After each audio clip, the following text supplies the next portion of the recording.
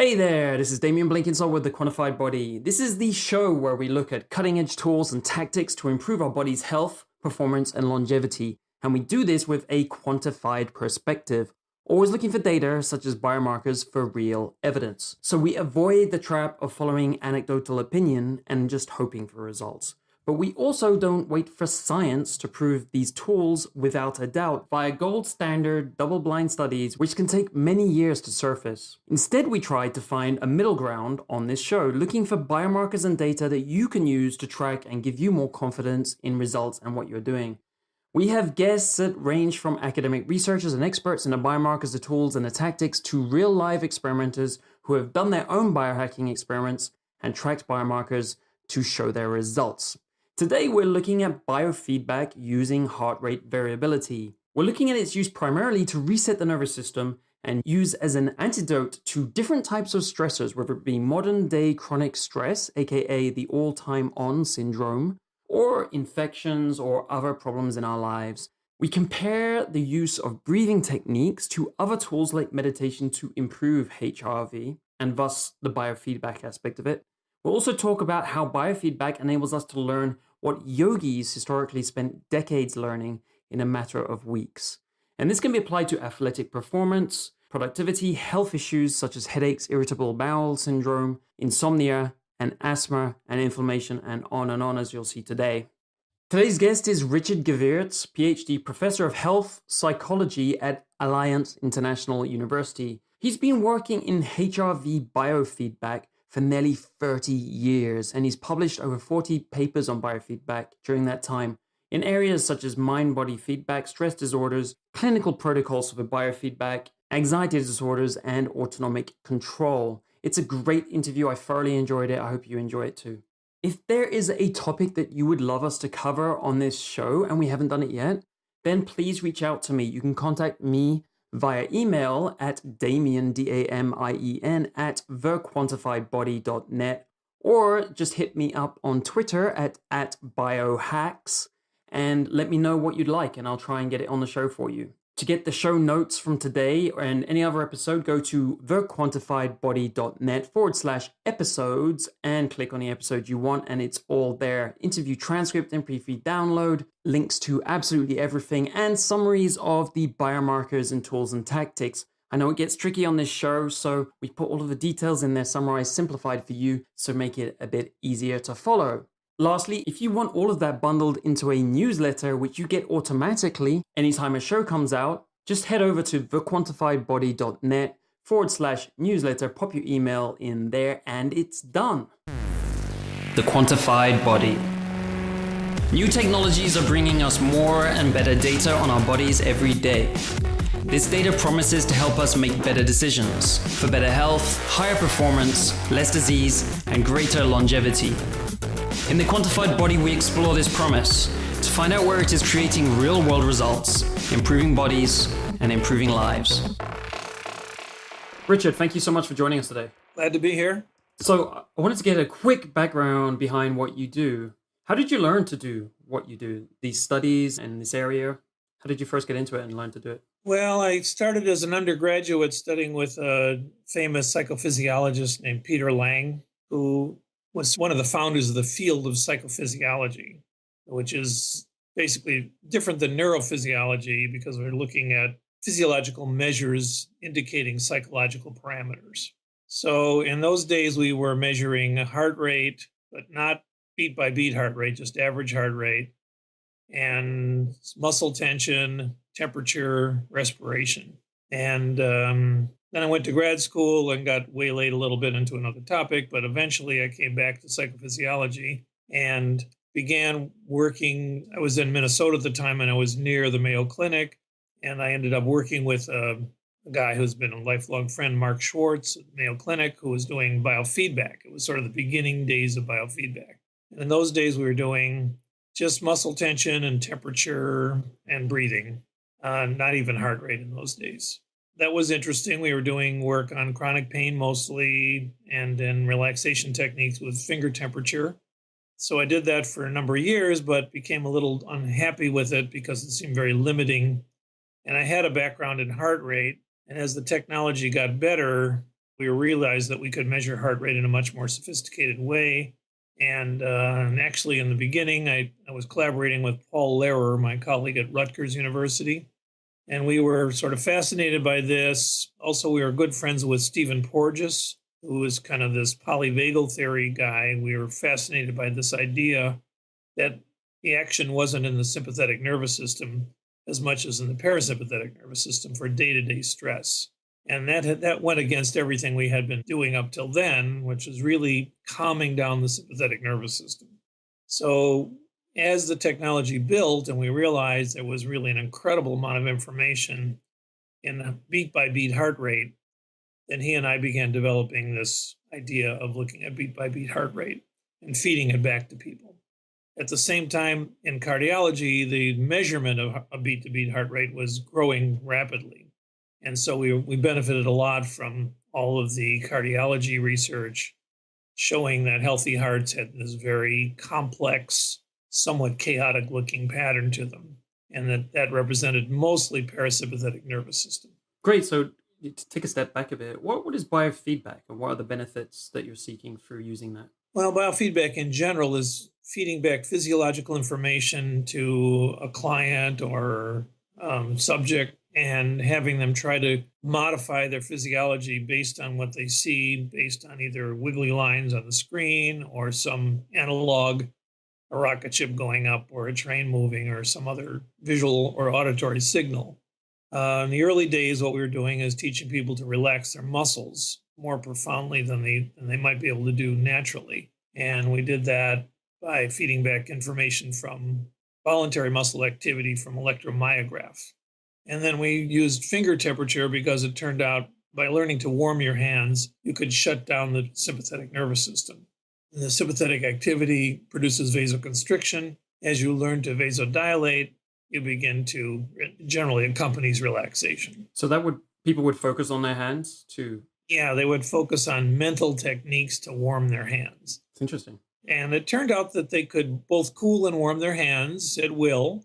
Wow. A colleague of ours, Bob Friedman in Detroit, was interested in Raynaud's disease. So he was starting to look at biofeedback as a way people could learn to warm their hands, even without getting relaxed. They could learn to vasodilate.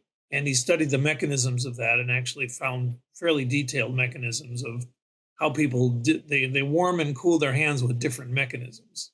But they could definitely do it. He had medical students, even while playing a game of bridge, they could warm or cool their hands when a signal told them to do it at will. Not a lot, but some degree. And so everybody was fascinated by the plasticity idea that, wow, people could really control their physiological, these are supposedly non-controllable autonomic phenomena. And so actually the original impetus was Neil Miller's studies in 69 that showed that people could control all kinds of autonomic, animals and people could control all kinds of autonomic functions. Although most of that has not been able to be replicated, interestingly enough. But it's a famous study in 69, and we knew Neil Miller. He was a great pioneer in this field. So even though it hasn't been replicated, it still got us all thinking about control of autonomic phenomena. At the same time, some colleagues, Elmer Green, went to India and studied yogis and showed that yogis had remarkable control of autonomic function. Although we didn't exactly know how they did it at the time, but they certainly could do all kinds of things. They could warm one hand and not the other hand. They could warm one ear and not the other ear.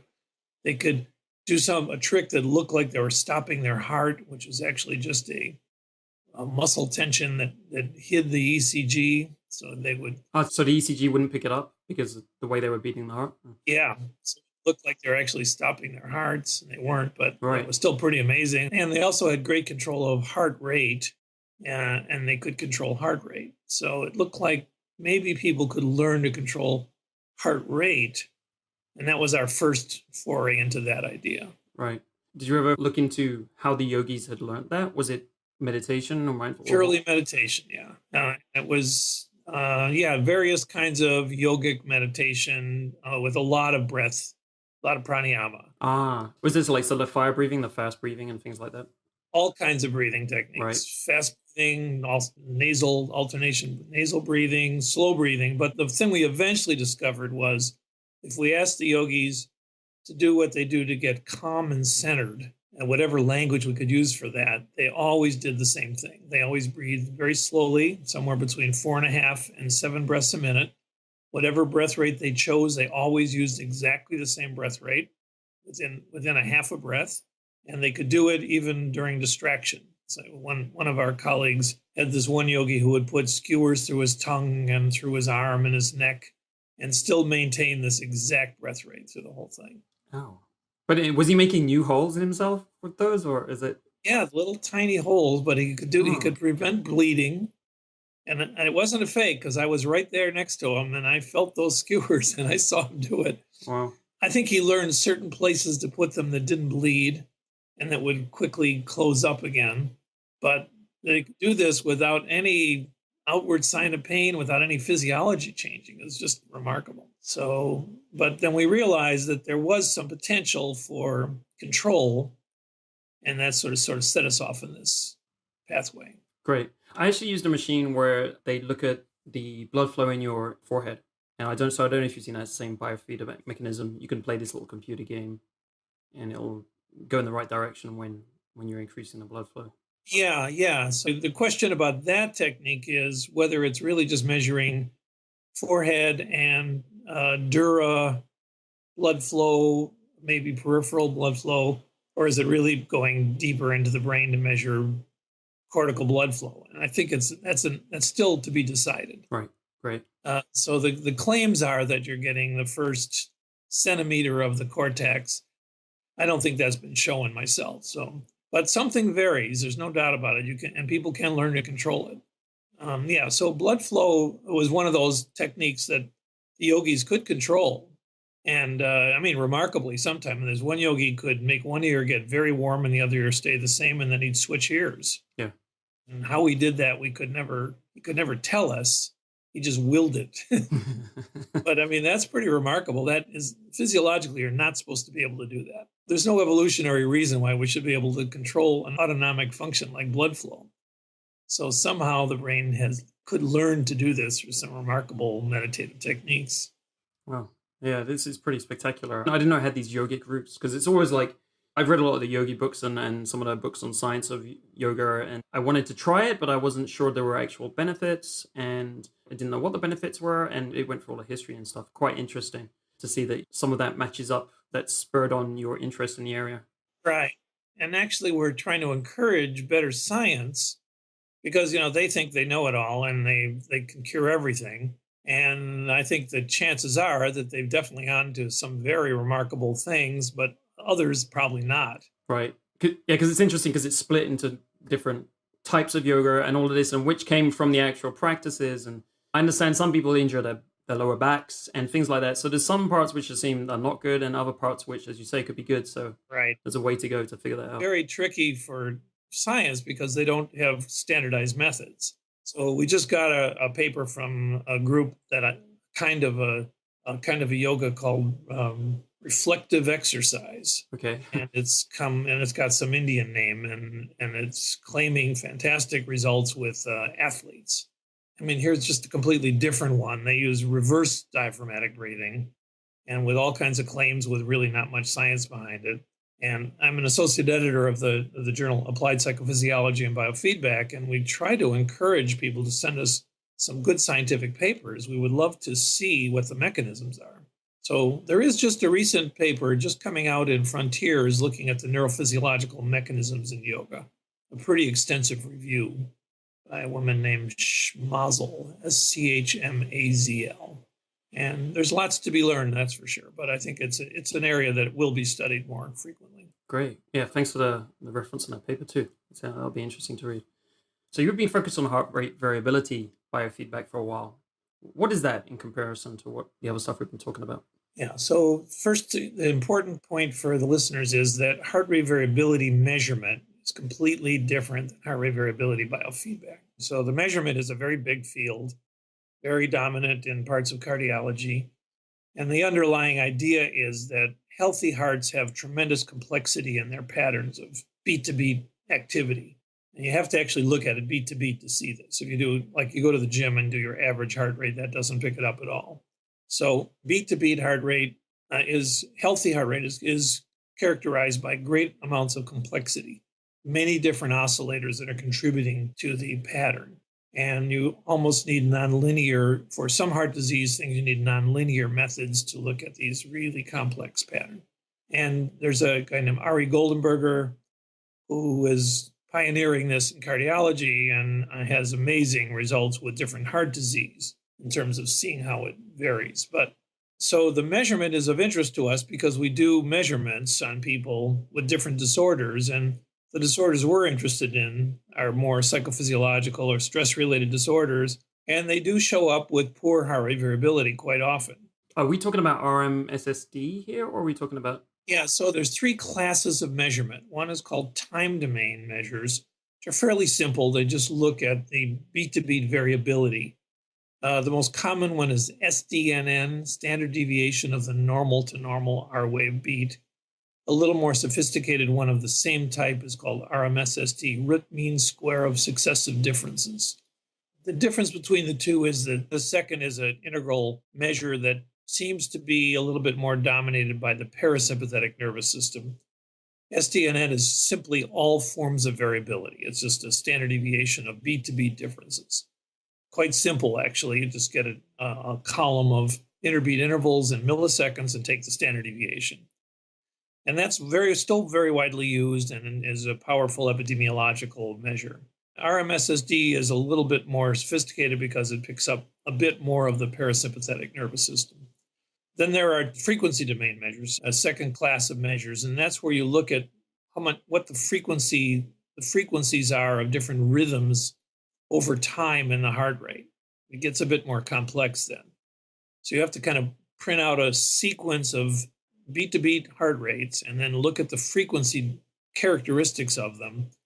And those frequency characteristics then can be sorted by how much of each frequency. The advantage to that is that in one realm, what's called high frequency power is a pretty good analog to the vagal tone. To the 10th cranial nerve is the vagus nerve, which is the parasympathetic nerve that controls heart patterns. And it's at rest, it's the dominant source of heart patterns.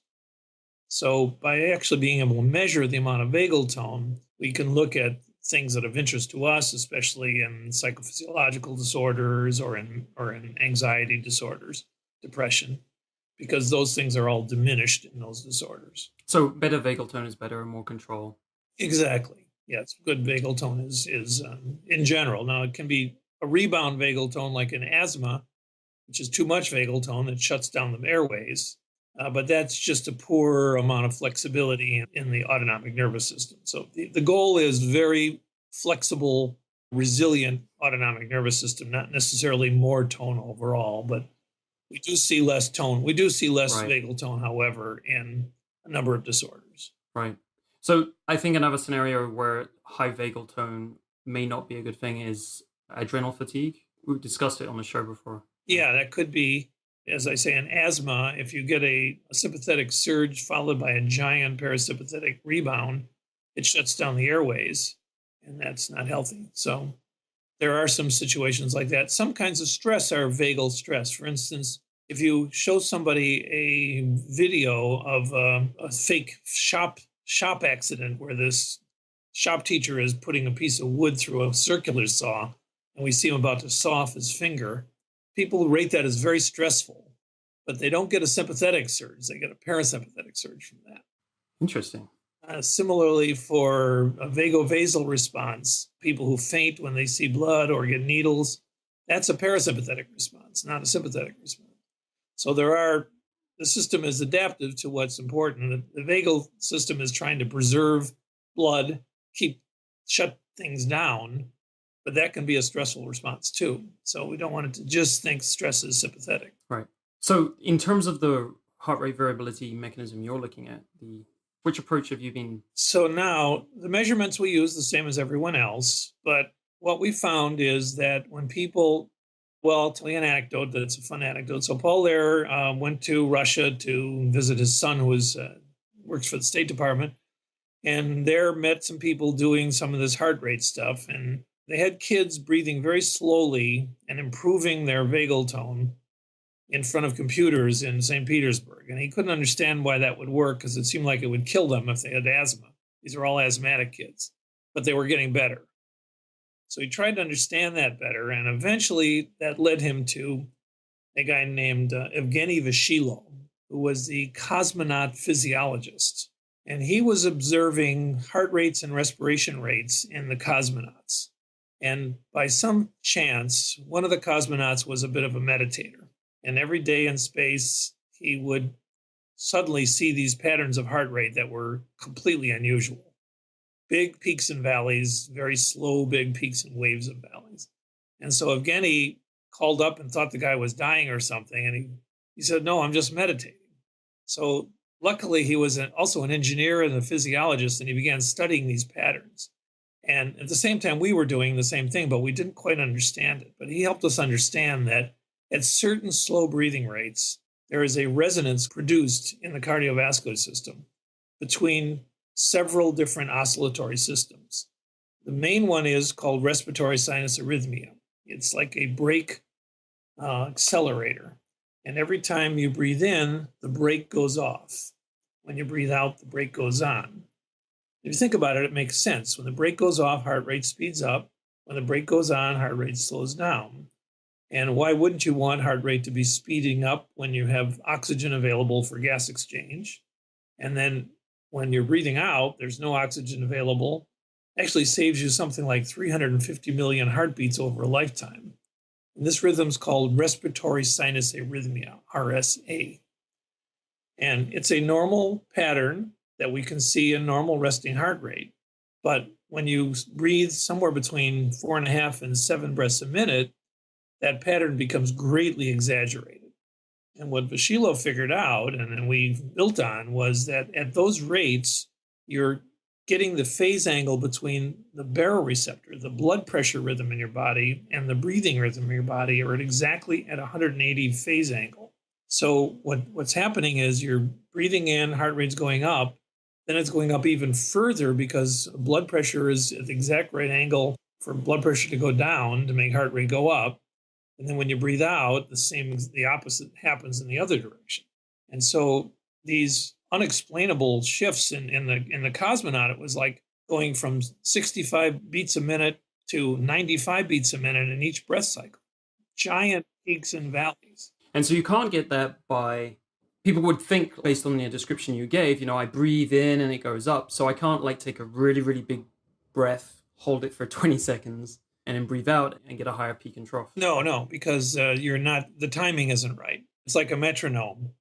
And you have to push on both ends of that metronome to make those big peaks and valleys. You got to get exactly the right pace to do that. Now, there is an artifact in there. When you breathe more deeply, you do produce an artificial pressure that does affect the heart a little bit. That's not really the one we're interested in. We're interested in what happens during restful breathing at certain paces. That's where the benefits seem to come. And in fact, the danger of really deep breathing is people hyperventilate.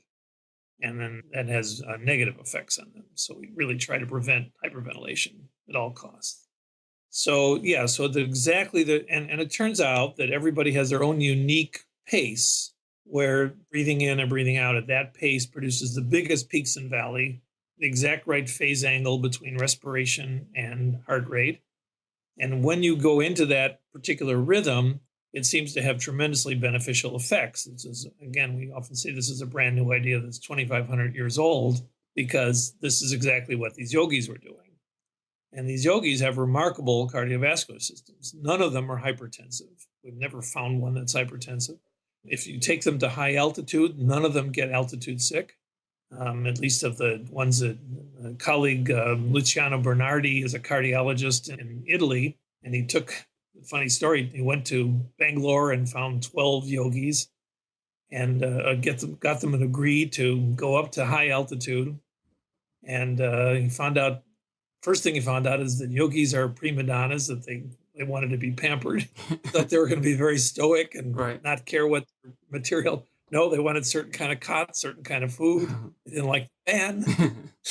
So as they drove up to the Himalayas, the Italian crew was all getting sick and altitude sick, having a tough time. And these guys are just complaining about the food. So we realized that what they're doing is they're strengthening the baroreflex tremendously by 30%. By practicing every day, you strengthen this reflex in the cardiovascular system that has really powerful benefits for cardiovascular health. And that's why they all have fantastic cardiovascular health, because they breathe tons of time at these slow breath rates. They also do other breathing techniques too, but they do this as well. So, are there any studies on heart disease, cardiac issues with them in yogis? Yeah, well, these yogis don't have heart disease, but of course they're also vegetarians. They're, who knows, there's lots. Right, there's other cofactors, yeah. Yeah, lots of factors, but no, they don't. It's unknown in these people that do this. And there is a lot of evidence now in cardiac rehab that people that get a lot of vagal stimulation, nowadays the big money is in vagal nerve stimulators, that's healing to the heart. But there's a study at Cleveland Clinic where they're using the HRV biofeedback instead of left ventricular assist devices for people who are getting on transplant. And when they harvest the heart for the transplant, the old heart is much healthier than they would have expected. And it's well known that vagal input to the heart repolarizes cells, is healing to the heart. And overloading sympathetic is very detrimental to the heart. Right. Which we tend, I don't know if you've done studies, do we tend to be higher sympathetic basis? I mean, everyone talks about it, but I was just wondering what the studies, like if we've actually looked at that. Yeah, well, the more chronically stressed your life is, the more sympathetic dominance there is. That generally plays out in poor cardiovascular health. The veterans coming back from the Gulf Wars and have horrible looking cardiovascular systems. They look like they're 70 years old, and they're going through 18 months of chronic stress, and that's really bad for your heart. So there are efforts underway to try to teach them techniques to prevent that. Coming back to the metrics you're using. Well, so the metrics don't apply anymore when you're doing slow breathing. That's a hard thing for people to understand. Mm-hmm. So when you're breathing normally, you want most of the activity to be in the high frequency between 12 and 20 cycles per minute. That's what's called high frequency HRV. But when you're breathing slowly, you're purposely moving out of that into a lower frequency range. At rest, the low frequency range is indicative of poor vagal tone and high sympathetic activity. But when you're breathing slowly, you're artificially moving into that period of time during that slow breathing. So it's like any kind of exercise. It looks, if you measure someone's physiology when they're exercising physically, they look like they're quite sick during the exercise. Their heart rates are flying high, they're sweating.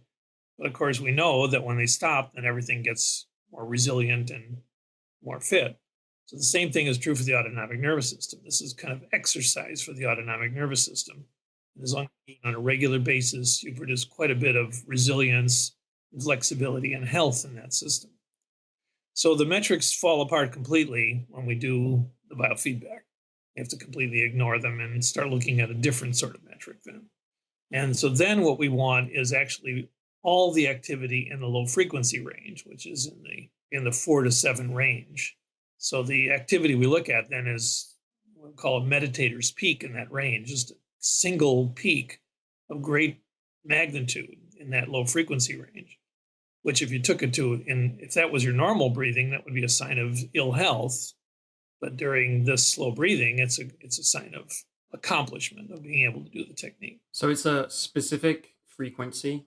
Basically, nearly all of your heartbeats are within this specific frequency range. It's exactly where you're breathing. So let's say you're breathing at 5 breaths a minute, and it'll be a little less than 0.1 hertz.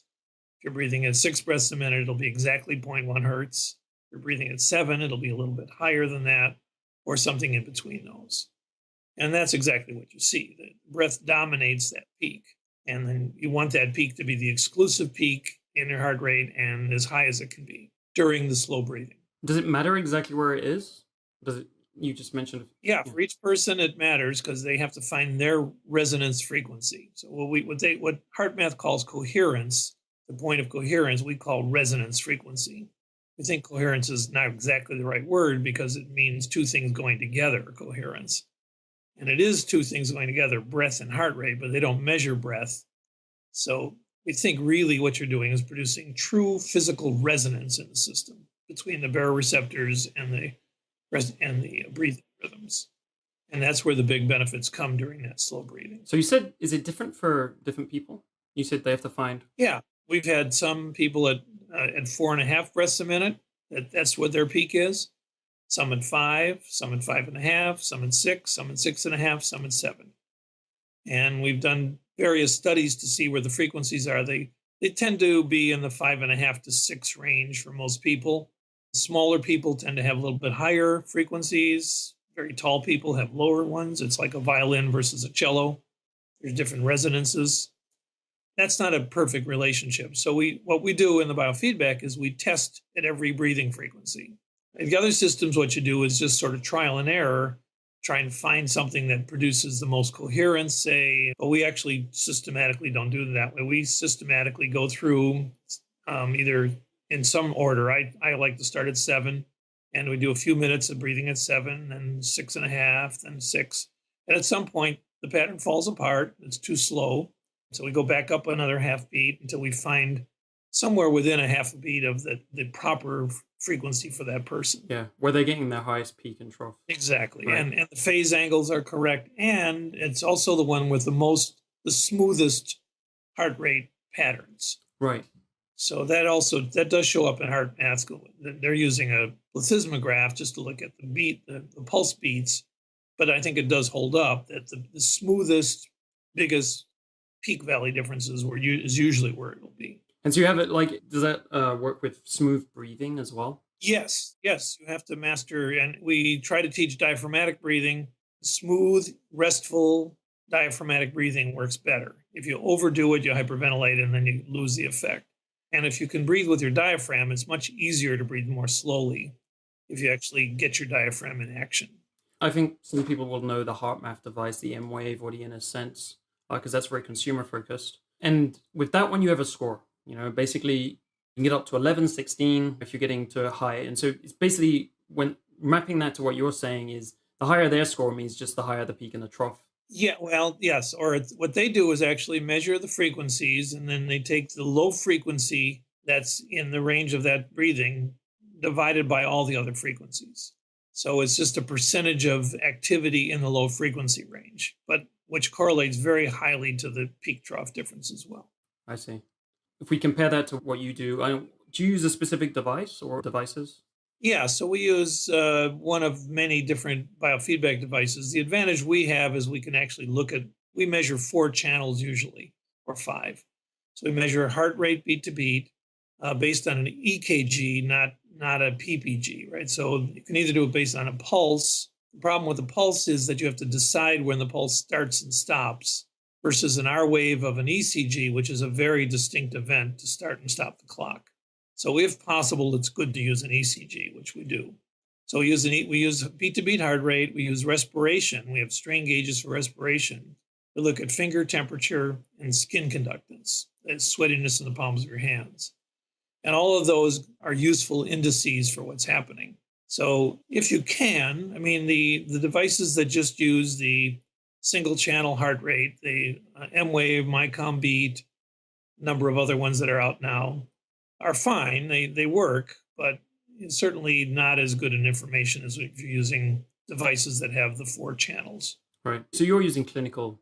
Are they clinical? Right. Right. But some of those clinical devices are getting down into the $600-700 range now. The ones we use range from about $3,000 to about $11,000. Very clinical. So that's not for consumers, but there are a number of devices now that are kind of coming out that are going to be with those 4 channels that will be ECG, that'll be in the $600-700 range. But for everyday people, the M-Wave device that really works well is the Inner Balance, the one that runs off an iPhone. Right. It's a beautifully designed device. And you can have it on an iPhone is such a tremendous advantage. Right. Yeah, because it's convenient. MyCom Beat works well, but you got to be sitting in front of a PC, which is a big difference. But it's cheap and it works well. Yeah, I've had both the M-Wave and the Inner. Was it the Inner Balance or the Inner Sense? Anyway, we'll put it in the. The Inner Balance is a HeartMath device it's the one that goes on the iPhone. Right. Okay. And the other HeartMath ones either run on a PC or they have a handheld standalone. Yeah. So I find it's so much more convenient. I basically keep it in my jacket pocket. I'll be on a train or somewhere like that, anywhere where I've got a bit of free time, and I'll just pop it on. Right. Absolutely. Yeah. There are also some free apps. So what we do usually is we don't advise people to buy those devices because we find their resonance frequency with our instruments, and then we give them one of 3 or 4 different ways of practicing at that pace. So my Beat has a free app for pacing. There's another one we like called Breathe to Relax with the number 2 in it. Uh-huh. These are free apps. Right. Or there's a musical pacer that does cost some money, but it's very nice, called Breath Sync, and it has 5 different musical tracks that at your particular pace. So we have a separate CD for each person. We let people choose the ones they want. It's ever the most convenient. It's really important that something they can practice with. So this isn't biofeedback. This is once you've done the biofeedback, you're just giving them the timer Exactly. basically in the app. Exactly. Yeah, And cool. some people just count. I can do it now. I've done it enough that I can get exactly to my resonance frequency pace just by counting. And then you become like a yogi. Basically, you've just learned a lot quicker to do it. Yeah, I learned to do it, but Yeah. I don't do it hours a day, so I'm not quite like a yogi. I do it 10 minutes a day. Is there any danger of overdoing this? Like if you did too much of it? Not that we know of. Not that we know of. And some people do get anxious when they try to do it, but usually that only takes a bit of practice till they get out of that.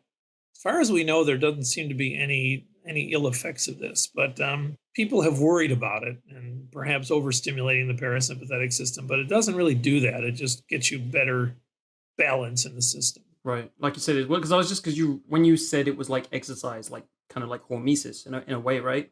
I was just wondering, well, we can overdo exercise. Yeah, well, I mean, the yogis are the ones who overdo it. They breathe many hours a day, and they don't seem to be in bad shape from it. I don't know. There's tens of thousands of the M-Wave devices have been used, and I'm sure some people must overdo them, but I know of no reports of any really ill effects of it. There might be, but I don't know. Well, it sounds like a very simple approach you have, just covering slightly low and a slightly high, and then just finding the optimum by moving around by testing. And one of those devices where it has the $607 ones. Do you have a name? Are there any names of those? Which those are coming out? Yeah, so the companies that make the 2 companies, they're not quite out yet. They're coming soon. One is J&J Engineering, which has a new device coming out in that range that'll do those 4 channels, J&J Engineering, but it's not a portable device. It's a PC device. And the other company is called Thought Technology. That's a big biofeedback company. They've got a little device coming out that's a fingertip PPG, just a pulse amplitude, but it also measures temperature and skin conductance, and Bluetooths it to a tablet. And then it has an accelerometer, so you can put it on your chest, and it'll also give you the breath measurement. So those 2 are in that range of price, and they're coming out fairly soon. I think the one is out, but not with all the channels yet, so I'm not sure where they are exactly. And then the other company that doesn't have a cheaper one yet is called Nexus. It's a Dutch software package, and it's so those are the expensive. Thought Technology and Nexus have very expensive systems, but they do many more things than that. They do all kinds of bells and whistles. J&J is a bit cheaper, doesn't have as many bells and whistles, but they also have a $3,000 device that measures many channels as well, but doesn't have as many displays. So probably for the consumers, none of these are of interest. I'd say right now the consumer device that is far and away the best for if you want portability is the Air Balance from HeartMath. They've mastered some things that nobody else has mastered. That system seems to work extremely well. I have yet to find someone that doesn't get an adequate pulse from their earlobe, whereas we used to get a lot of problems with pulses, and not everybody could get a good pulse. But that one, Right. The only problem I've ever had with it was I think it was the M-Wave. I was living in Spain, very, very bright sunlight. And if I was in the sun, it wasn't working. I had to like be in some kind of shade. That's the only thing I ever came up with. yeah, that's true for any of the PPG devices. I haven't really tried it in really bright sunlight, but those devices. But we see, we're not sure that people need to spend the money on those things if they can kind of figure out what their pace is and then just practice on a regular basis. 20 minutes a day is ideal, but people will practice 10 minutes a day. So what are other ways? Like if I don't want to buy the device, do some physicians have these kits or some other kind of specialists? So I could basically go for a session. I don't know how long it takes to do this, like for an hour or something, and they would figure out my time, my perfect. Yeah, so there's a guy near you in St. Albans, Oh, great. the Open University, who does it. Uh-huh. And there's people around who do this. Yeah. We do a lot of trainings, and so we have people all over the world. I was just in Rome training people from all over Europe. So there's a lot of people who do this, and then probably even more people who aren't very well trained, but who have the M-Wave devices, who probably get close enough to be quite beneficial. For you, would it be worthwhile doing one session, even if you've been doing M-Wave? Would it be worthwhile doing one session? It depends how extreme we are about these things. Well, you know what? It's very convincing when you see it on the screen. So even if you were able to get exactly the right pace yourself, seeing the actual physiology change is amazingly persuasive. And so with our clinical clients, we take a baseline at normal breath rates and then show it to them again after they're done with the training. And it's very, they get emotional. I mean, they're seeing that their physiology really has changed. Their baseline physiology has changed dramatically over the course of 6, 7 weeks of training. So that's one big advantage of it. And of course, you're cross-referencing lots of different data, right? So you're seeing the change across the whole body.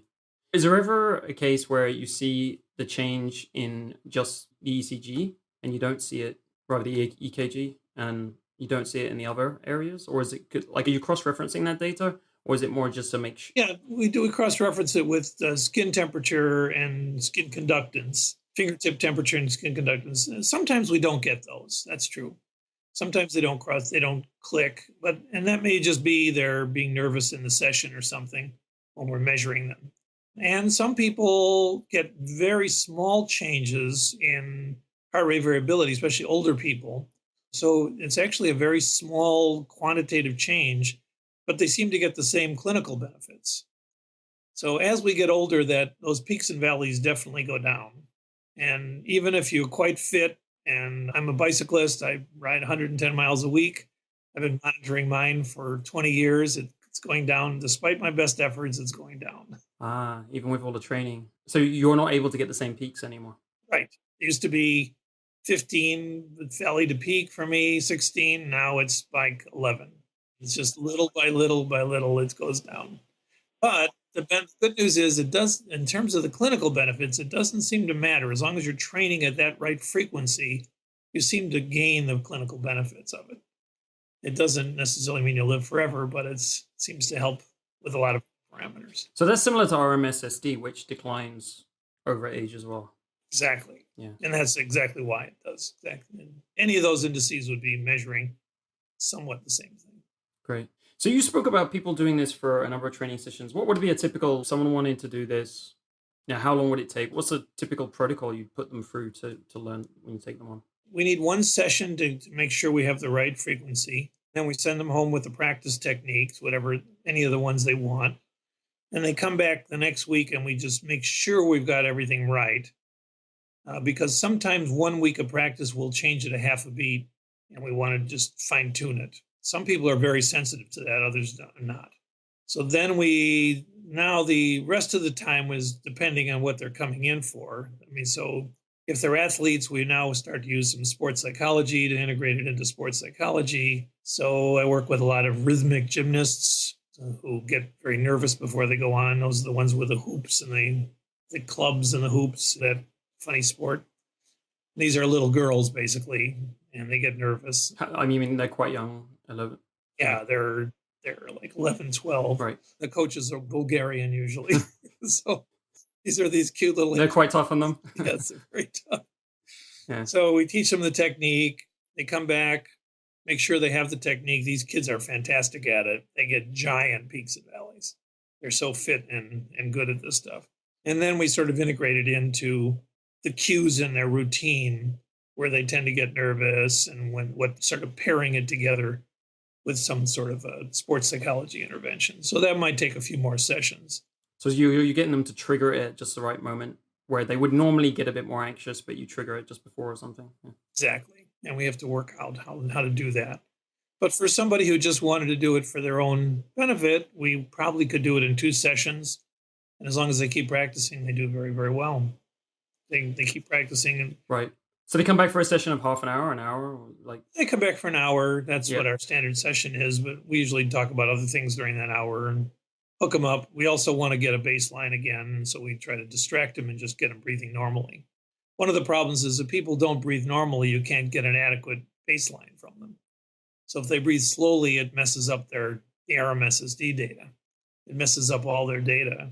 So suddenly they don't have any high frequency data. So you have to make sure they're breathing at their normal breathing pace when you're getting baseline or follow-up data. And then when they do the slow breathing, then that changes everything. Right. Just to make sure you're comparing to you're getting a real control, basically. Exactly. Yeah. This is how they are in real life, or this is how they are just before they're going to compete in any other example. Yeah. So would you give exactly. them you would give them a strap, a heart strap, and monitor their athletic when they're actually doing it, or? We do that. That would be just for research purposes. We don't do it for them. They're not usually allowed to have that in real competition anyway. Depends who they are, but depends what we're doing. Another application that's not biofeedback, but it's an interesting HRV technique is for detecting overtraining. So FC Barca has got Leo Messi every morning doing 5 minutes of heart rate variability measurements right in bed in the morning, and they monitor that. The training directors monitor that. When they see dips in heart rate variability, they decide that it's overtraining, and they ease up his training protocol. So if he has a couple games in a week, they'll monitor that and try to see, because overtraining generally produces poor performance. Absolutely. So that's catching on like crazy. The sports psychologist is so competitive. Right. If anybody gets anything, they all do it just immediately. It's like, right, they see it's a competitive advantage. So I was thinking, you said, they're not allowed to wear those during competitions. Well, I can understand why, because if you're getting biofeedback, you could, it's kind of like cheating. When you got I don't know if it's cheating, but you got a competitive advantage because could be, could be, yeah. Right. So what's the performance benefit of being able to put yourself in this restful state? Say I'm just about to compete. Is there a study shown as a performance benefit or another benefit, or is it just kind of keeping their mental focus? Yeah, so it has to be for sports that are single action kind of sports. So golfing, gymnastics, baseball hitting, cricket batting, possibly penalty kicks in football, things like that. For aerobic sports, your heart rates there's no parasympathetic at all. They're all in the aerobic range. Probably doesn't make much difference for those, although it gives them a little bit of a psychological edge. But usually it's hard to detect the benefits there. But for baseball hitting, one of my former students is a whole practice dealing with Major League Baseball players for hitting, because you've got a split second to make up your mind. The ball's coming 95 miles an hour, and you have to be in exactly the right arousal level to be able to flow through that swing. So it's a kind of a way of getting an optimal flow state in things like that. Also in dancing and in music, there's a guy in London, John Griselier, who does it with dancing and music, combines it with brainwave feedback, and gets benefits for recitals and dance performances and things like that. Right. So it sounds like it's eliminating nerves in a bit. Like that's kind of the application. Trying to get people into the optimal, to try to get them from over aroused to the medium level. There's a famous curve called Yerkes-Dodson law, which is an inverted U shape. And the y-axis is performance, on the x-axis is arousal. And imagine upside down U. So people do the best in the middle. Too high or too low isn't good. So we don't want them to be too relaxed. They want them to be psyched. Yeah. But if they're over aroused, then opposing muscles don't work well. They begin to get sort of choking mentality. They start thinking, what if I screw up? Things like that. Right. I don't know if you know about the science of flow and the books around flow. I can never pronounce the guy's name. It's very long and complex. Chick Somali. Right. Yeah, so probably we think that we're trying to go for the same thing. But it turns out, I was just at this conference in Rome. There were a lot of sports psychologists. It was one of the points they made, which is it's actually rare for athletes to be in the flow state during a performance. That's definitely the ideal. These are people dealing with Olympic athletes, okay, the most elite athletes in the world. And their experience is that maybe 10 or 15% of the time they actually get into that flow state. So now they're saying the important part is to go, if you don't get into the flow state, don't panic and go into the complete opposite quadrant where you're really choking completely, but sort of just work on getting through the routine in the best arousal you can. That's the first I'd actually heard that. So that was a pretty interesting Right. So that's more like limiting the downside, focusing on not getting the troughs. Exactly. Yeah. Yeah, and there's a guy in London working with FC Chelsea doing that, a guy named Tim Harkness. And they Chelsea's got a big room full of biofeedback equipment, expensive biofeedback equipment called the Mind Room. And he works with all these multimillionaire players. Wow. So it's interesting to see. Great. So one of the things I've done with HeartMath, you can tell me if this fits with exactly what you said, but I've tried many things to get my peak higher, of course, like get my higher score. And I do think that what you're doing with your mind seems, now for me personally, I've had biggest peaks and troughs over time by actually focusing on the wave in the device. So just watching the wave go up and down, and then I breathe at a specific point in that curve, which I found works for me. I don't. Yeah. So first, that's I should have said that. So for some people, we don't use the pacing at all. Mm. Do exactly what you do. We just show them their heart rate and respiration. We have the advantage of one more channel for them to look at because you can see their breathing. So when you say one more channel, what would that be showing? We're showing a waveform of breathing, just a nice smooth waveform of the breathing rate. So when you breathe in, it Okay. goes up. When you breathe down, it goes down. In addition to the heart. It could be smooth or jumpy, and you want it to be smooth. Right, gotcha. So we would say exactly the same thing for a certain percentage of people. Just make those two go up as high as they can and down. And some people absolutely prefer that. They get their best results. I think partially because it takes away any performance anxiety, right? You're just trying to match it Yeah. as opposed to trying to breathe to a pacer. And some people really have a hard time breathing to a pacer. So we absolutely leave that as an opening. Just do that kind of thing. And we do try to promote a mindful mental set as well. So we try to be self observant, non judgmentally observing your thoughts and breath as you do it. I think there's some real benefits to doing that. I'm not sure it shows up exactly in the heart rate patterns, as we said earlier. I think that remains to be seen. If it does, it's a pretty subtle Right. difference. So if I started thinking about something stressful like work, some problem I had at work or whatever, would that tend to put me off, or do you think that would have a minimal impact compared to breathing?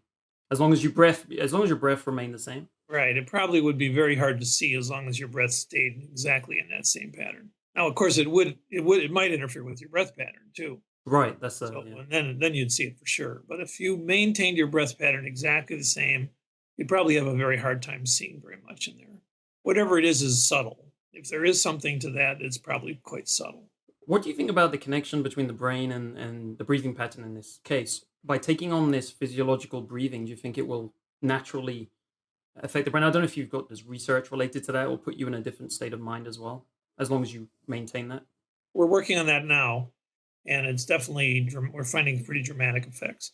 So 80% of the vagal fibers are afferent. They go from the heart to the brain. Only 20% of them are efferent from the brain to the heart.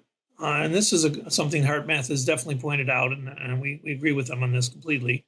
And it's interesting. So the brain is listening to the heart more than the heart is listening to the brain, which seems counterintuitive.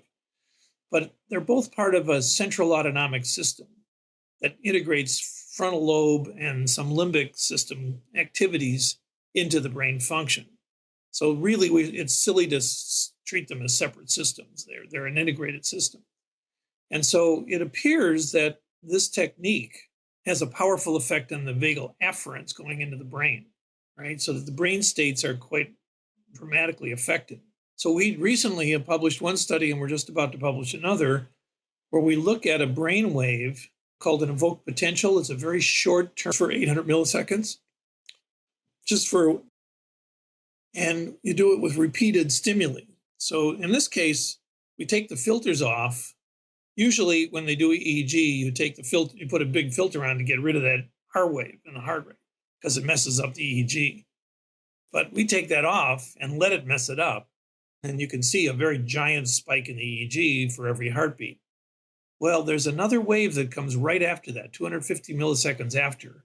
It appears to be the brain processing the information from the heart. And it's called a heart period evoked potential. And so we measured that. We measured it during positive emotions, negative emotions, baseline, and slow breathing and resonance breathing. resonance breathing had by far the biggest effect on it. Negative emotions did diminish that wave. So if your brain is busy thinking about the worst thing that ever happened to you, it doesn't pay attention to your heartbeat anymore. But during the slow breathing, we got a dramatic improvement in this processing of the R wave. It also correlates with people's ability to be able to detect their heartbeat. So there's some German studies that had people try to guess what their heart rates were. They were much better at it if they had that big wave at the 250 milliseconds. So yes, I think the other powerful part of this is that we're bombarding the parts of the brain that I think are beneficial to us with a very positive waveform. Goes up into the frontal cortex and the part of the brain we think that controls depression possibly. And this would be the basis for the claims of positive mental states coming from the heart rate itself. And I think there's a lot to that. We're continuing to do more research on that. The results we got from both studies were very dramatic. So you mentioned a few use cases. What other use cases? What are the most beneficial use cases you've been working on over the years? And you feel like the best applications for it are? Yeah, so we mostly focus on autonomically mediated disorders, which are a giant amounts of medical disorders. So that would be things like functional gastrointestinal disorders, like irritable bowel syndrome, reflux, abdominal pain, functional abdominal pain, diarrhea, constipation. Those are massively familiar disorders, and they're greatly affected by the autonomic nervous system. There's actually an institute right there in London, Wingate Institute might be a good thing for one of your podcasts, actually, where they actually look at esophageal pain thresholds with a nasal tube down the throat and how they're affected by autonomic function. And they're dramatically affected. And slow breathing changes the pain thresholds. It protects you from lowered pain thresholds. So so that probably is the low-hanging fruit in terms of applications. We see about 15 kids a week with functional abdominal pain from our children's hospital, and we get tremendous results with those kids. Is it therapeutic or is it just lowering the pain? No, it's therapeutic because the functional abdominal pain is actually caused by an imbalance in the autonomic nervous system. There's no pathology that's detected. See, these kids have all been scoped. There's nothing wrong they could find. But your gut needs a lot of parasympathetic input to function. And if you take that away, and so the kids who get this are all internalizers. They're a little bit anxious kids. They're great kids. They're achievers, but they tend to be a little bit nervous. They're worried about getting into a good university in third grade, things like that. The famous insecure overachievers. Yeah. They're lovely kids to work with. We love them. So, and they do very, very well. Adults don't do as well, but they still do well. So you mentioned IBS as well. I think this is becoming a lot more common these days. You know, a lot of people are getting these kind of conditions and gut issues. Is it therapeutic also for those areas? Because a lot of people talk about probiotics, the microbiome, gut lining damage, gluten intolerance, and all of these kind of things related to these disorders. So I'm just wondering if you've had therapeutic benefits there. Yeah, the relationship between the biome is complicated. I don't think we know it, but it is definitely a parasympathetically connected system. So we're not quite sure whether we're correcting it or whether it corrects us. The problem is the probiotics. There was a Cochrane review of probiotics. Apparently, they're not near enough probiotics to have much effect.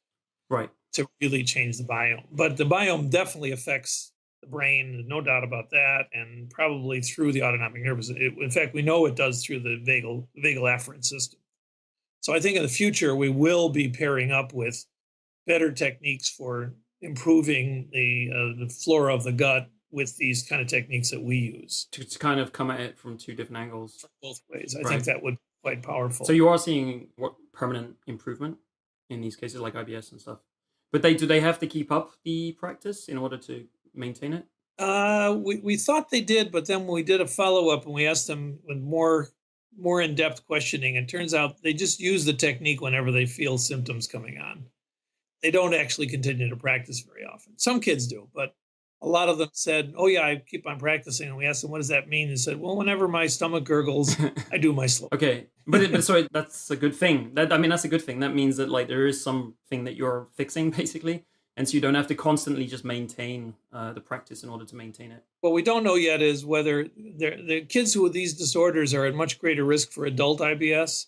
A lot of studies show that. We don't know if we're preventing that risk, but we think we are.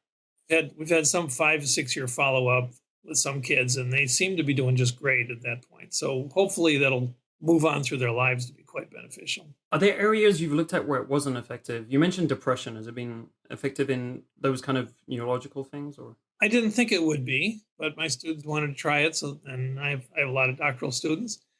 And we keep on consistently seeing beneficial effects on depression, probably through that vagal afferent system. So we are consistently seeing, and we're doing more studies, but I think every study so far has shown a beneficial effect on depression. Sometimes they're combined with psychotherapeutic techniques. Most of the studies they are. One study they weren't. They just did nothing but the biofeedback and they got improvements, but there was no control group in that study. But the other studies, they're just adding it to cognitive behavioral therapy or one of the mindfulness-based therapies. And it seems to add a definite benefit to it.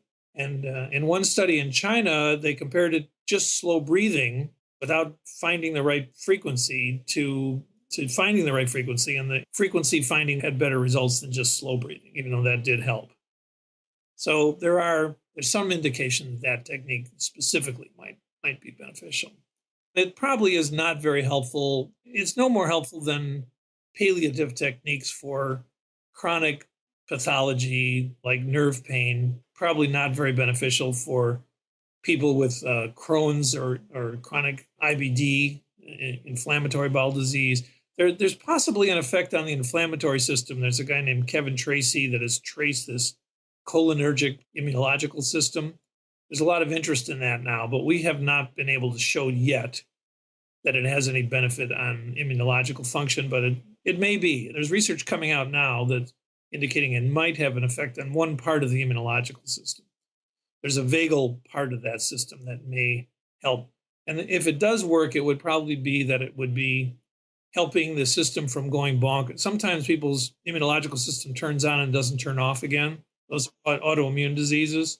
And nobody knows quite why that is, but it looks like strengthening this vagal system might prevent that.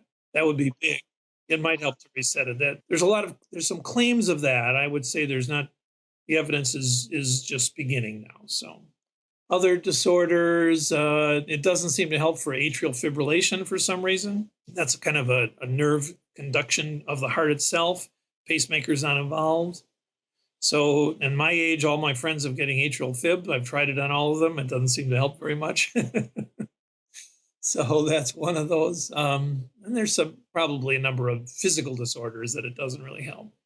If it's an autonomically mediated disorder, it seems to be quite effective. I guess what we haven't spoken about is people's emotional happiness and things like that. Is there any evidence that it improves satisfaction or happiness or stops angry outbursts? Yeah, so we have a couple studies that helping with urge control. The pathway back up into the brain seems to go through the places that have inhibitory neurological control of emotion. So we have some reason to believe that if you can improve those inhibitory circuits, that would help a lot with anxiety, help a lot with urge. We're doing one now with smoking, people who are in smoking cessation programs to try and help them with their cravings. There's a food craving study that showed benefits for food craving. We're doing another one of those right now, actually. So there's some reason to believe it might help with some of those kind of impulsive urge kinds of things. I've used it with clients with anger control, and they've reported good results, but there's no studies that I've seen. So it may be helpful for anger control, but we don't just do it alone. We always combine it with a lot of other techniques. So it's going to be hard to show that by itself it's the beneficial technique. HeartMath has all kinds of studies on just stress, self-reported stress, self-reported life satisfaction that always show benefits, but it's hard to know how much of that's placebo, how much of it is the actual technique. I think it helps people, but the studies are hard to do when it's self-reported. You have to put in a sham control of some sort to make them think they're getting something that they're not. It's hard to do those. Right. Yeah, that is hard. Have you seen anything like with cortisol levels, like something like that, hormonal? There's a little bit of data that in burned out cortisol patients with long periods of rehab, they do better. But there again, we don't just do that. We do it with graded exercise, with activity management, with sleep management. Those are the things that all go together in these syndromes. And I would never just do the biofeedback, but the biofeedback's the part they like the Right. best. They have some There's benefits to that if they're actually interested in, like, coming to the physician's office or whatever. exactly, yeah, and yeah, we say it's a Trojan horse technique. It gets people in, and they don't resist it. So that's true for a lot of disorders. With veterans, we get them in by saying we're doing biofeedback before we do any psychotherapy with them. So. So the part you brought up about basically resisting impulses, right? So impulse shopping. I mean, we can think about lots of things we do on impulse. Personally, for performance at work with my businesses and everything, I find that extremely important. Like basically in the morning, if I do some meditation, perhaps do some heart math, I do feel more in control, and I'm less likely to work on something that is a waste of time for a couple of hours rather than exactly the right thing that was going to bring the best results. So I find it from a performance perspective to be very, very important. I was just wondering how you would compare. There's a big trend in meditation. So I also have a device which I can use. I don't know if you've seen this, the Muse. It's an ECG. You place it on your head and it tells you how calm you are in terms of alpha waves and so on. So I've used both, and I'm not sure if sometimes I'm wondering which one shall I do today or which one shall I do this morning. I'm not exactly sure which one would be the most beneficial. So I'm just wondering if you have any perspective on it, or like the connections, if it's worth doing both, or like one, one day or one the other day. Well, if you hooked them both up, I think you would see that your optimal alpha state will come very quickly when you're in resonance frequency, which to me is much easier to do. But I'm interested in your feedback on it. So do you think the feedback on the EEG is as beneficial to you as on the M wave? I feel like it's different, honestly, because with the N-Wave, well, I'm actually using the inner balance now. I did use the N-Wave before. With that one, I tested meditating, okay, like so doing mindfulness meditation, and I didn't get good scores in the HeartMath device. However, I definitely use breathing when I'm using the alpha wave thing, and it definitely does help. So found that interesting. And I've heard that from other people, just other people using this. If they use their standard meditation, they don't tend to do well on the HeartMath No, index. absolutely. Right. And it's because you're not breathing in the low ranges with that. What is your standard meditation? Is it a mantra based one? I mean, I've actually tried different ones. I've tried the mantra. I've tried just the breathing mindfulness. But I think the worst, I would say mantra is worse. Yeah. Yeah. So mantra, we get nothing from mantra people. Even with years and years of mantra work, that it doesn't tend to train their breath. We did transcendental meditation, like 30-year meditators. And we were looking at brain scans at the same time. They had dramatic effect on their brain scans. Their mantras really affect their amygdala a lot, but we saw no effect on their breathing whatsoever, which is sort of good for the scanner, because if you change your breath, it changes the bold response in the fMRI, which is an artifact. So then suddenly you don't know what the heck you're measuring. But in breath meditators, it just seems to vary a lot. So some of them do breathe in the resonance range, so they absolutely get both going together. But no, so the Muse will definitely teach you how to get into an alpha state independent of breath. Those are two separate things. So it's interesting that you say that. To me, though, if I hook myself up to an EEG, it's so much easier for me to get into alpha by just breathing slowly than it is by paying attention to the EEG feedback. That I don't bother with it. Right, because you potentially learn. I don't know. I'd love to actually run them both, but I need two phones because they both interface with the iPhone, and you can only run on one app at a time, unfortunately. So I have to get an additional phone. Yeah. Be interesting to see how that works out. Yeah. Also, the last thing is, like, we did touch on it just before the interview, was I think, like, there's a lot of people talking about gratitude types of meditation and empathy and that kind of thing, and that having an impact. How do you feel like connects or not, or doesn't connect with? I think it only mildly connects, but I think it's an independent, important thing to do. So in our clinical training, we start with about feedback and we end up with mindfulness-based techniques. That's pretty much all we do. We don't do cognitive behavioral therapy at all anymore. So the kind we like is called acceptance and commitment therapy, ACT, but it's another one of many. And it has a strong compassionate meditation, a strong mindfulness component. I think most of those have the same kind of strong component. So I think it's important for your brain functioning to learn those things. it doesn't seem to have much impact on the heart rate variability, as we were saying before. I don't see a ton of impact on the heart rate variability, and that's mainly because breath is such a dominant factor in what we're seeing on that screen. So as we get more sophisticated, we might be able to tease out some nonlinear components or something that once your brain is in a mindful state, will then it should show up somewhere. I think right now it's like walking into a room full of people talking loudly and trying to hear someone across the room. It's a whisper. Right. It's hard to pick it out because it's a small component in the overall picture of heart rate. But certainly there's a lot of evidence now from brain scanning type techniques and EEG techniques that people do benefit from repeated. It's a skill. It's very important to know it's a skill. And the more you practice that, those mindfulness, compassion, and forgiveness type skills, the evidence is strong that, for instance, forgiveness produces beneficial health outcomes, no doubt about it. And so does compassion. Those are things that we know are beneficial in some ways and probably somewhat independent channels. Well, great. What's coming next? I mean, you mentioned a few things. So potentially, like in the future, are there any things you're looking forward to in this area, or like directions you're moving in? You mentioned a couple of things over the period. Yeah, well, so I have a slew of students, so we're all doing this kind of research. So we generally focus on maybe three things. One is just outcome data from heart rate variability biofeedback. We keep on doing studies and trying to see what it works for. And we've got a bunch of those going. So we're always looking at how does it work compared to other techniques and compared to other controls. And we tend to get very positive results out of that. I just published a lit review on that, and we had quite a number of applications where it looks like it works.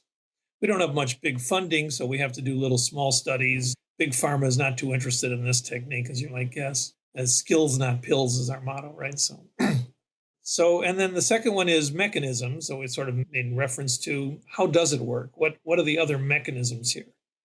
And there's a whole bunch of new stuff on that. And there's one of our colleagues, Vishilo, the Russian guy, is looking at rhythms in the very low frequency range and seeing what happens to the blood pressure systems when you breathe at like 3 per minute. And there's some really interesting data coming out on that. So we're trying to understand both psychological and physiological mechanisms of why this works. How does it work? We're going to do many more studies looking at how the brain's affected. And then the third one is I've sort of been dragged kicking and screaming into this by my students, but looking at yoga and trying to standardize yoga and see what are the mechanisms by which yoga works. So now the other mechanism that I think is important, but we have not been able to pin down, is the postures. So we know the pranayama component of yoga is very important. That's what we study. And it's real easy to study that. But when we look at the postures, the body was evolved for movement. So there are massive afferent pathways from muscles back to the brain. And we're quite interested in like, what are those pathways and how does the movement complement the breathing? You know, the thousands of years of looking at movement, breathing complementarity, there's probably something to it. But it's very hard to study that. And it's very hard to figure out how to study those afferent muscle pathways. There's not a good way to study it non-invasively. So that's an issue. So, but we're doing yoga for IBS right now. We're doing a yoga study for IBS, seeing how much heart rate variability changes.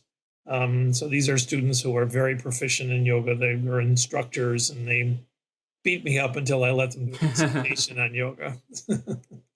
There's out assorted other topics that come up. There's a lot of parametric things we don't know, like how about inhalation-exhalation ratio? Is it important to breathe 40% in, 60% out? That's what everyone thinks, but now there's one study that shows no, that's not very important. 50-50 is okay. Another study showed 40-60 is better. So we want to look at that. We want to look at laying down versus sitting up. So these are little studies we do, kind of parametric studies, so the students can get a scientific poster out of it, and we present it at a meeting. And if it comes out, then we try to publish it. But these are things that really nobody studied, and we really need to know those things. Tight-fitting clothing. So it looks like women who wear very tight-fitting waists don't breathe diaphragmatically at all, and looks like that has a detrimental effect on them. These are useful things. You know, you find the answers to these, you can improve a whole bunch of lives, quite Right. mass market kind of lives. So I came across you first in a presentation, a video presentation. I was just wondering, like, what are the best ways to learn more about you and your work? Are there presentations you got up online? Are you on Twitter? Do you have a website? Where's the best place to connect with you? Yeah, we have some YouTubes out there. I avoid Twitter like the plague. One of my students, Mark Stern, did a very nice YouTube explaining variability biofeedback. It's fairly recent. And so if you just Google Mark Stern HRV BSC, Biofeedback Society of California, it's the first one that pops up because it's got a long address. And he kind of goes through with and explains how the biofeedback works, some of the stuff we've been talking about. There are websites. The one you saw probably was from Thought Technology has done it, so that they keep on doing things with me and putting them up there. My website, I have a hard time keeping it recent, but there's a lot of stuff from the Association for Applied Biofeedback, Psychophysiology and Biofeedback, AAPB.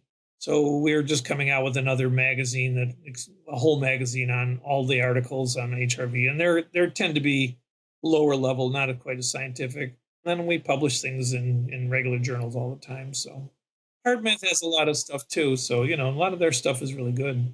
Great. So I'll put all of that in the show notes.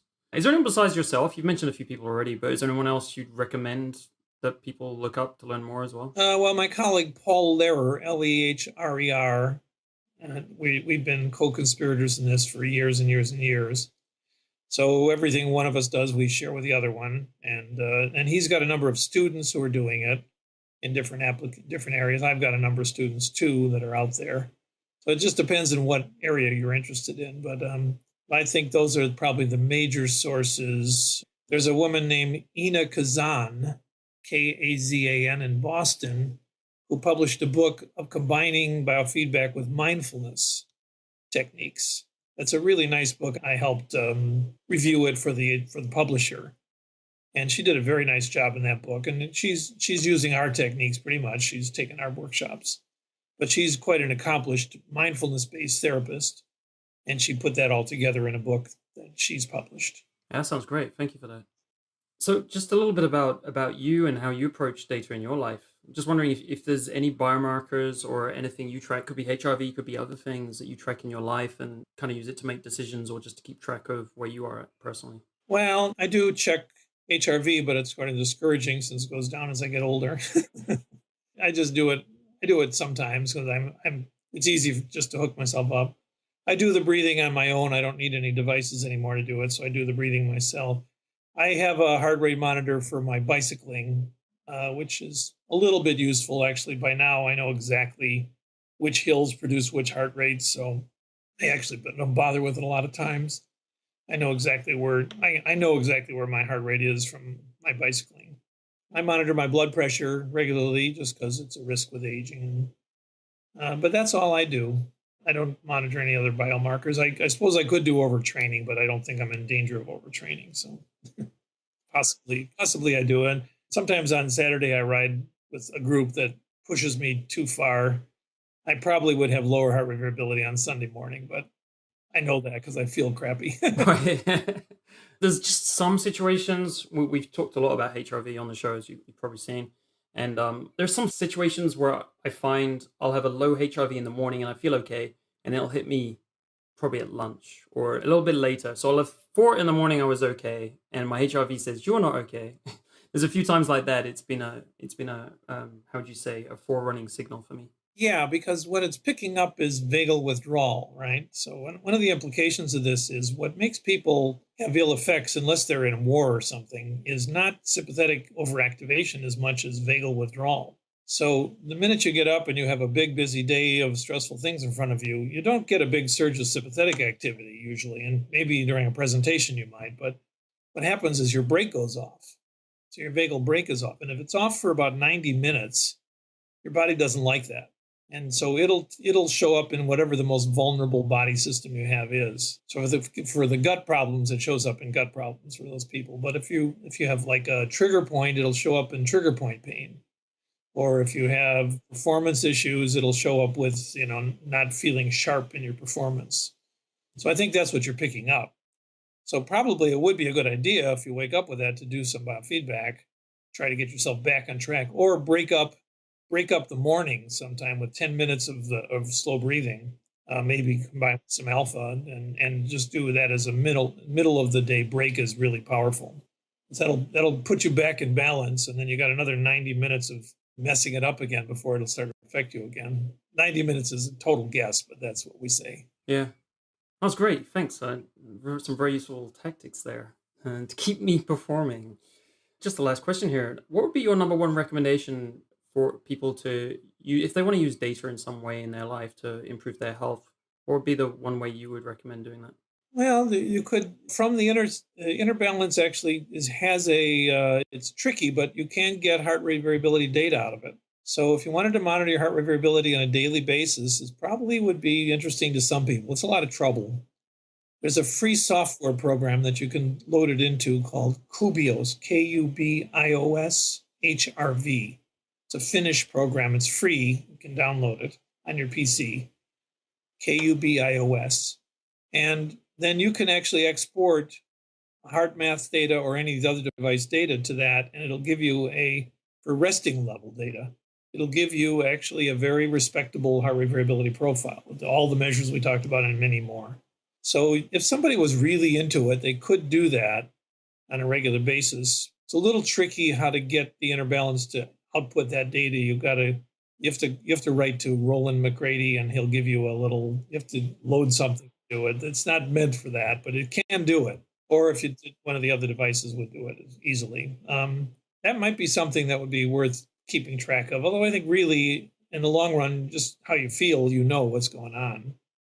And if you know what's going on and you just intervene properly, you'll probably be just as well off. Yeah, self-awareness. Great. Well, thank you so much for your time. I found this really interesting. There was some things I wasn't expecting. The yogis, great story, background as to how, you got into this and how that kind of drew the 1,000-year-old knowledge. It was an input into all of this. So thank you so much for your time. It's been a lot of fun. Okay, that's great. To get more of The Quantified Body, subscribe on iTunes or go to the website thequantifiedbody.net. That's thequantifiedbody.net. You can also follow us on Twitter and Facebook. On Twitter, we are at twitter.com/quantifiedbody. And on Facebook, we are at facebook.com/quantifiedbodypodcast. If you've got feedback or requests for the show, you can email them to me at damien@thequantifiedbody.net. That's DAMIEN @thequantifiedbody.net. Thanks for joining the show this week. See you next time.